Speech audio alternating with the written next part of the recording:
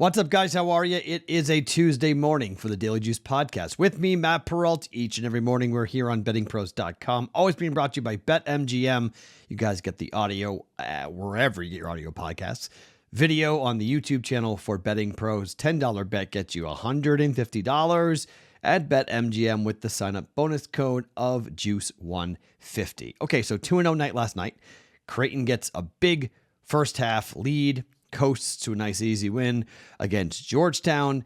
Jays minus 5.5. That was easy. Not so easy in the first half for Kansas, but they get the job done in the second half. They didn't score for like the last 5 minutes of that game. It got a little bit sweaty there at the end, but they covered the 10.5. So a 2-0 night for us in college basketball. I've got 3 plays for you guys coming up here today. I like the number 3. If there are 3 plays I like hopping on 3 because it's a win or a loss guaranteed. I got 2 college basketball bets. I've got 1 NHL bet that I want to get into. And, well, frankly, I think there's opportunities here maybe to jump in with an NBA play, but I'm not exactly positive. There are 2 games I'm looking at that I've not bet yet that I might bet, so I may put it on the Discord channel. I am eyeballing Michigan State's game tonight, and I am trying to figure out exactly, well, probably Michigan State might be the game I'll jump into with Michigan State and their game, but there are other games. It's a big college basketball night, so I may have 3 plays in college basketball come up here tonight. Okay, let's start with Kentucky and their game against Tennessee. Okay, so this, according to KenPom, is a 1-point win for Kentucky. 71-70 is the projection for KenPom. The current line is Tennessee -1. Kentucky on the road. Now, this Kentucky team is incredible on the glass. And the one thing, it's kind of like a great defense going on the road. If you have a team that can do great things on the glass, on the road, I think that's a team I feel comfortable backing in a really hostile environment because it's going to be rocking, okay? Tennessee is going to be just absolutely electrified for this game on a Tuesday night.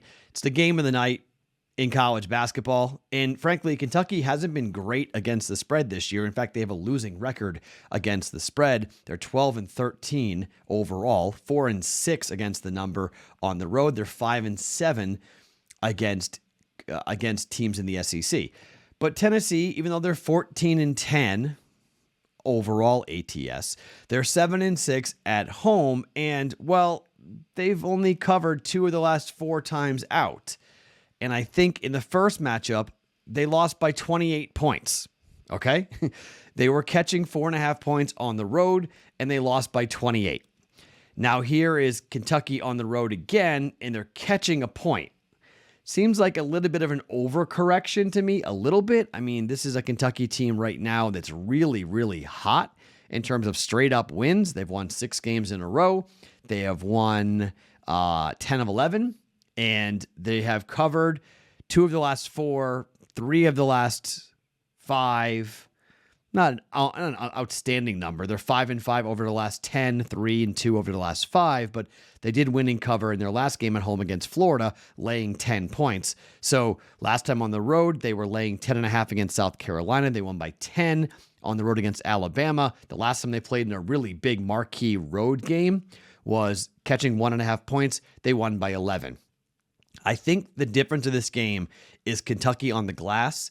And I think Kentucky wins this game. It is not going to be easy. This is going to be an absolute sweat, okay?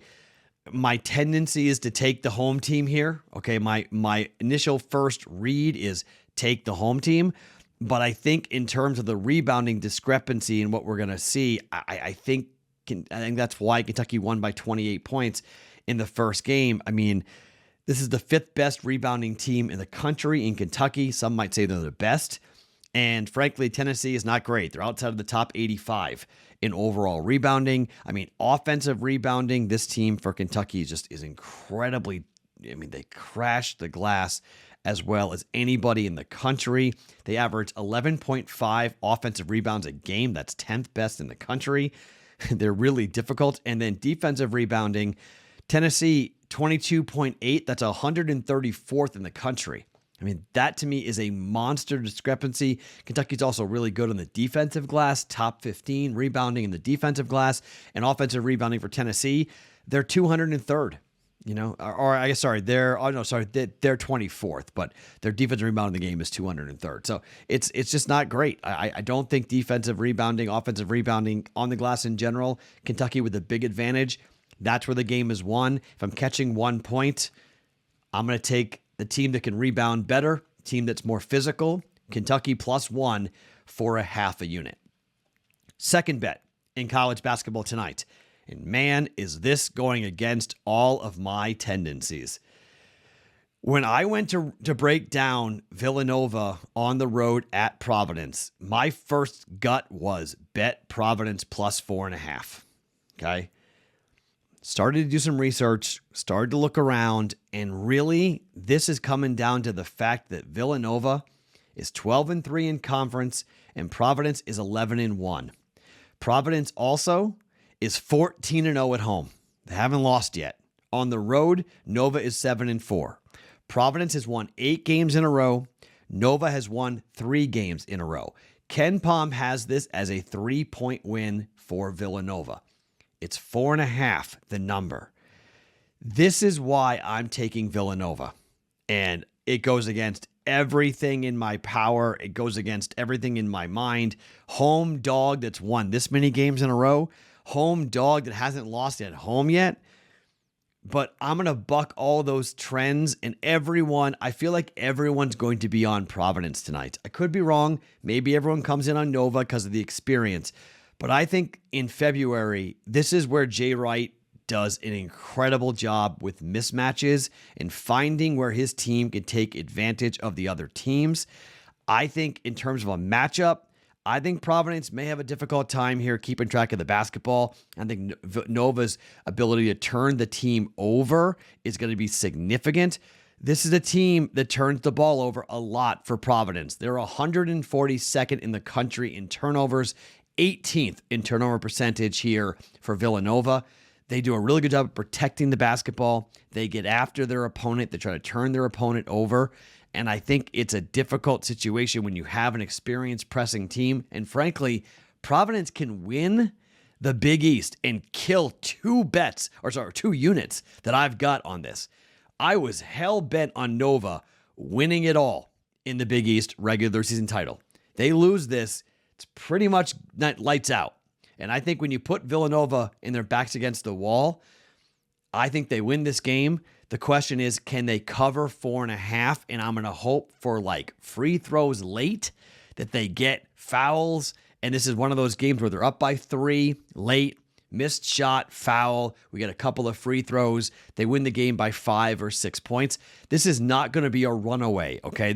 I don't see Nova winning this game by 15, 20 points.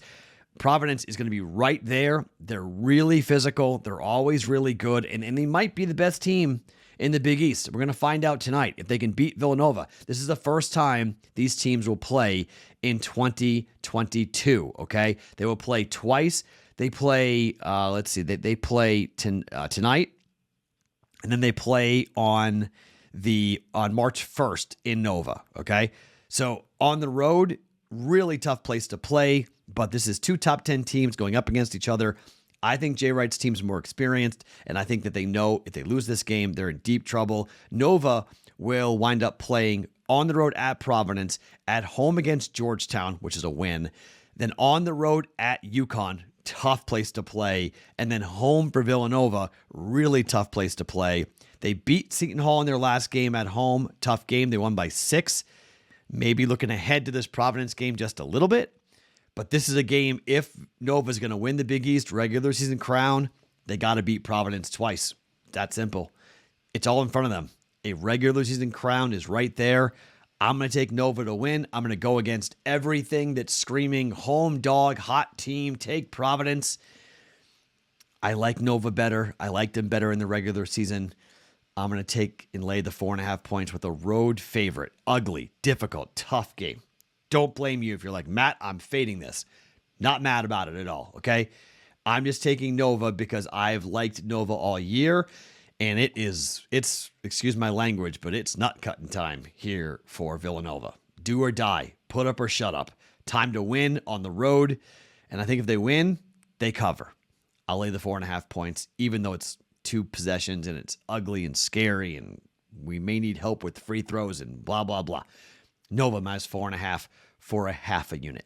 All right, one hockey play to get into. And this number's moving, so I hope you guys can get this. The New Jersey Devils have been an over machine, and so have the Tampa Bay Lightning. Over the last 6 games, offensively, we've seen the Lightning with 3 or more goals in 4 of their last 6 games. The Devils have given up 27 goals in their last 6 home games. Okay. The Devils in the first period are one of the best teams to go over. They are hitting at about an 85-90% chance or clip rather to the over on the year. It's over 60% to the first period over. Don't mind if you want to bet that. One of the best teams, if not the best team in hockey is Tampa Bay. Third period overs, over 2, 3 goals almost every single time Tampa's out there. The Devils do not score all that much, but they might be able to get a couple in garbage time here. Devils aren't great offensively. I don't mind if you want to take Tampa laying a 1.5 on the puck line, but I got 6, and 6 gives me a really good push potential from a total, and it also gives me a chance to maybe hedge a little bit. If the game gets off to a slower start, we potentially could kind of, maybe come up with a win on both.